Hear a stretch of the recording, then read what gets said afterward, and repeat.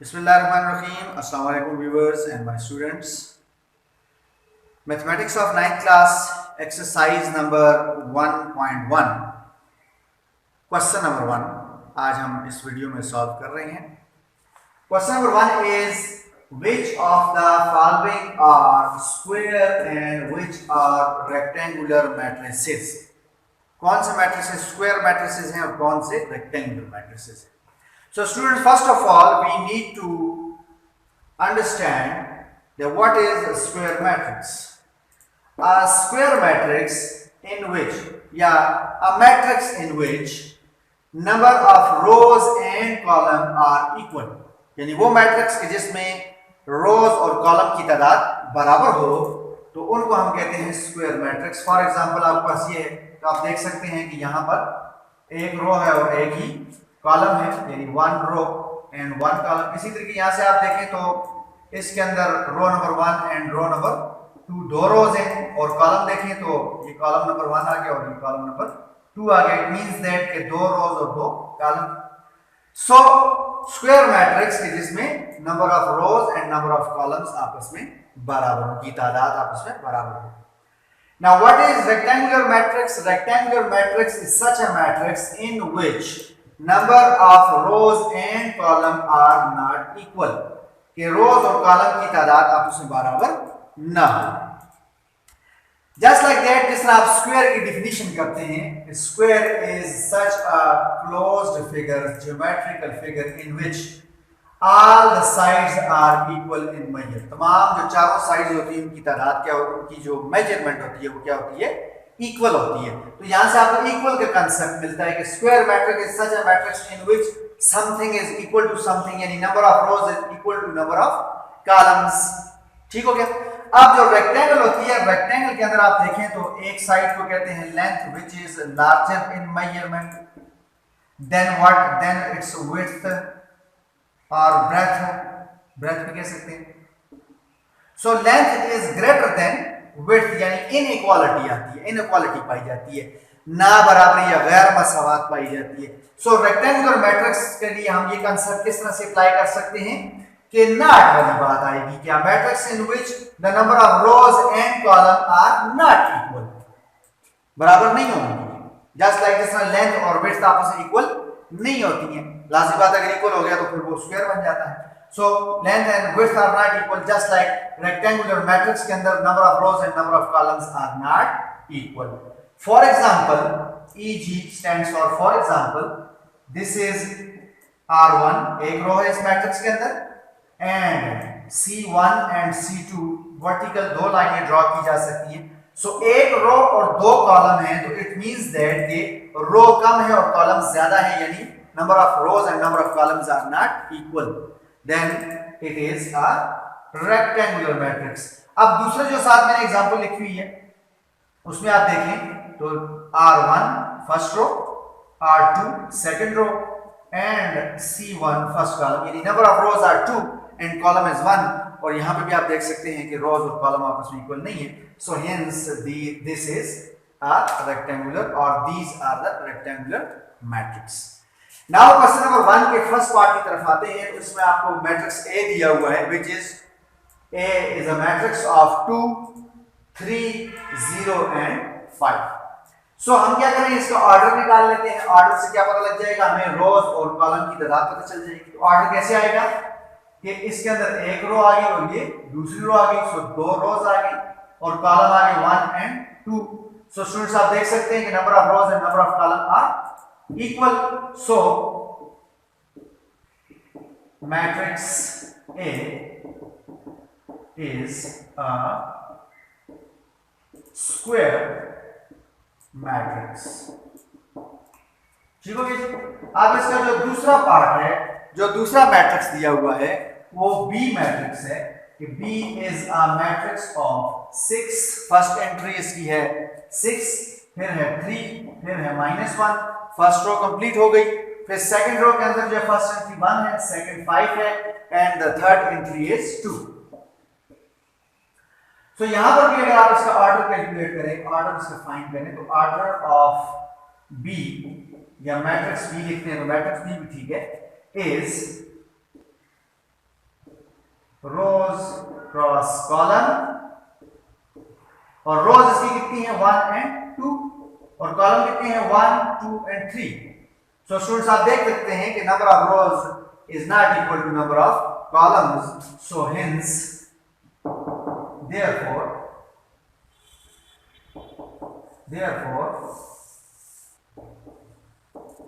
matrix B is a rectangular, अभी हमने define किया है रेक्टेंगुलर मैट्रिक्स। ठीक हो गया स्टूडेंट्स। अब इसके जो तीसरे पार्ट में आपको सी मैट्रिक्स दिया हुआ है, matrix C, in the third part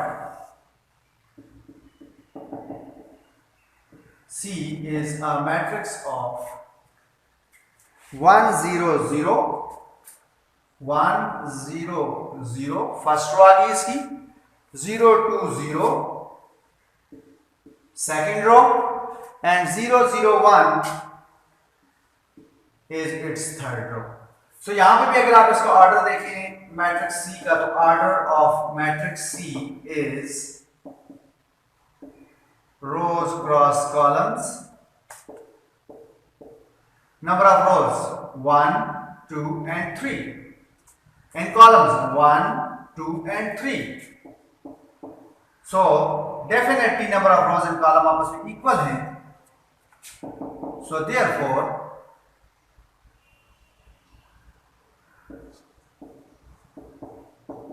matrix C is a square matrix, and in fourth part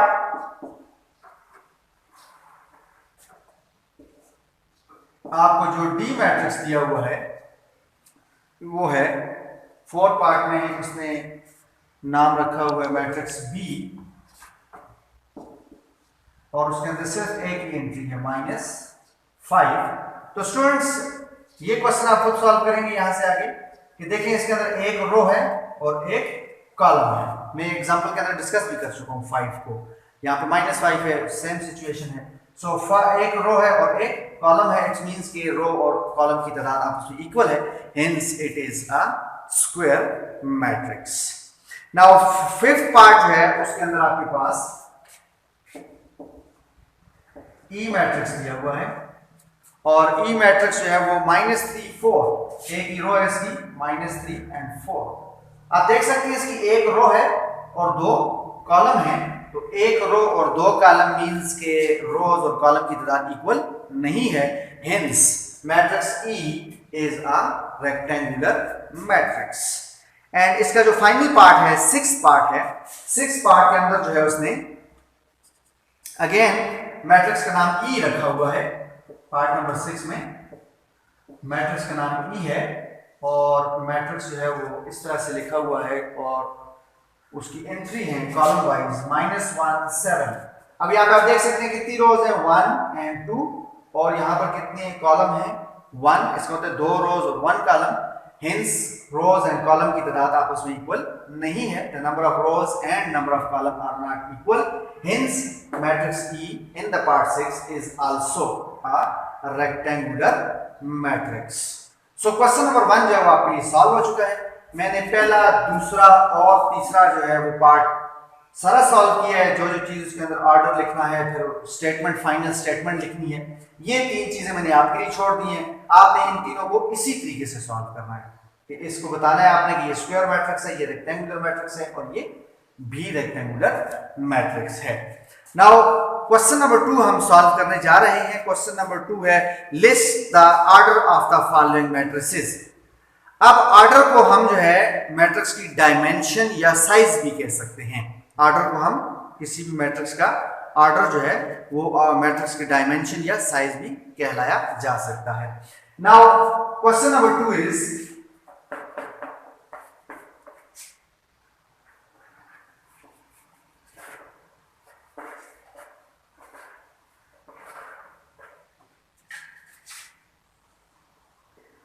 List the order of the following matrices, matrix का प्लूरल। इसका फर्स्ट पार्ट है, और आप स्टूडेंट्स आपने नोट किया होगा कि this is just like question number 1, जिसके अंदर हमने ऑर्डर वहां पे भी लिखा था, यहाँ पे भी हमने वही काम करना है, सिर्फ मैट्रिसेस जो है वो चेंज हो गए हैं, डिफरेंट आ गए हैं, काम हमने वही करना है। ए मैट्रिक्स पार्ट फर्स्ट में दिया हुआ है, फर्स्ट रो इसकी 1 2 -1 and the second row of matrix A is 3 4 and 2। एक चीज ध्यान रखिए स्टूडेंट्स के 1 के नीचे 3 आना चाहिए। ये ना आप A मैट्रिक्स लिख रहे हो, 1 इधर लिखा हुआ है, 2 इधर लिखा हुआ है, -1 इधर है, आप 3 4 यहां से लिख रहे हो, ये गलत लिखा है। इसके बिल्कुल नीचे आना चाहिए, जस्ट बीनीथ 1 जो है आपने 3 को लिखना है, क्योंकि ये एक अरेंजमेंट है, तो इस अरेंजमेंट के अंदर आपको डिसऑर्डर जो है वो नजर नहीं आना चाहिए। अब यहां पे हमें क्या करना है, order of matrix A is equal to, ऊपर आप शो कर दें रोज क्रॉस कॉलम्स। तो यहां पे कितनी रोज है, 1 and 2, हॉरिजॉन्टल लाइंस कितनी है, 1 and 2, सो 2 रोज हो गई।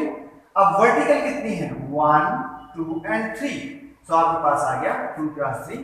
सो हमने मैट्रिक्स ए का जो है वो ऑर्डर लिख लिया। अब इसका जो सेकंड पार्ट है उसमें बी मैट्रिक्स दिया हुआ है आपको, और बी जो मैट्रिक्स है उसकी एंट्रीज हैं -4।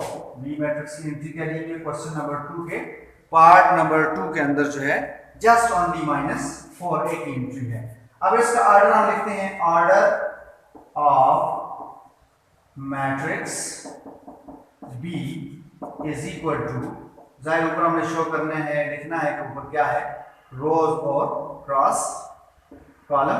तो कितनी रोज आ गई इसमें, 1, जस्ट 1, -4 पूरे एक एंट्री है, सो इसकी अगर हॉरिजॉन्टल लाइन आप खींचे तो कितनी बनती है, 1, और कॉलम कितने बनते हैं, ऊपर से नीचे अगर हम लाइन लगाएं वर्टिकली तो ये कॉलम भी से क्या बनता है, 1। So hence order of matrix B is 1/1। आप इसको वर्डिंग में भी लिख सकते हैं, और आप इसको इस तरह से 1 क्रॉस 1 भी लिख सकते हैं, लेकिन आपने इसको आगे मल्टीप्लाई नहीं करना, ये ना 2 3 आप 6 लिख लें, 6 नहीं, यहाँ पे प्रोडक्ट नहीं लिया जा रहा है, यहाँ पे जस्ट एक क्या है उसका ऑर्डर है।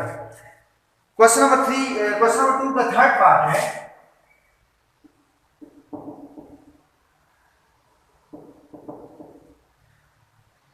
जब हम एग्जाम में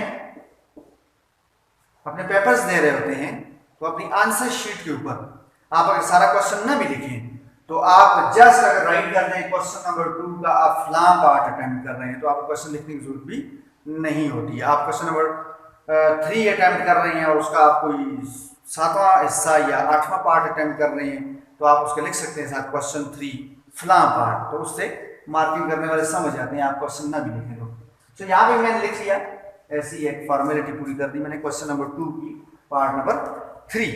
सो पार्ट नंबर 3 के अंदर जो है C is a matrix of 2 3 -1 2 3 -1 first row, and then 1 2 5 1 2 5। so order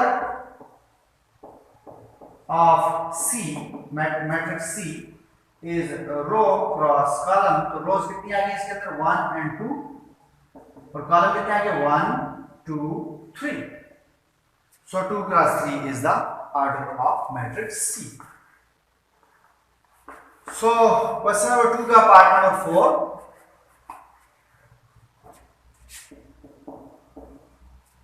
question 2 का part number 4,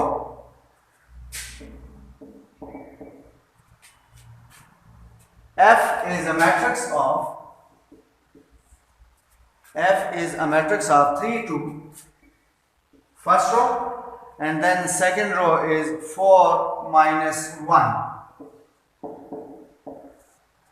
so order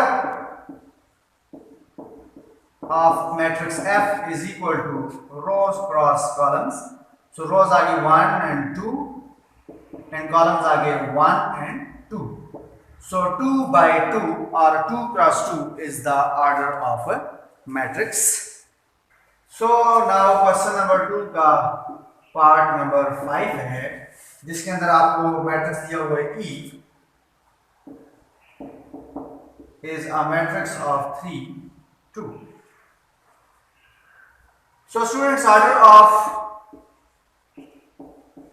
matrix E is number of rows cross number of column. So row यहाँ पे आ गई 1 और column यहाँ पे आ गए कितने 2. So 1 by 2 is the order of matrix E. Question number 2 का last part number 6. Part number 6 में आपको दिया हुआ है D is a matrix of 1, 2, 3. First row 6, 5, 9. Second row and nil, nil, and nil. This is the third row. So order of D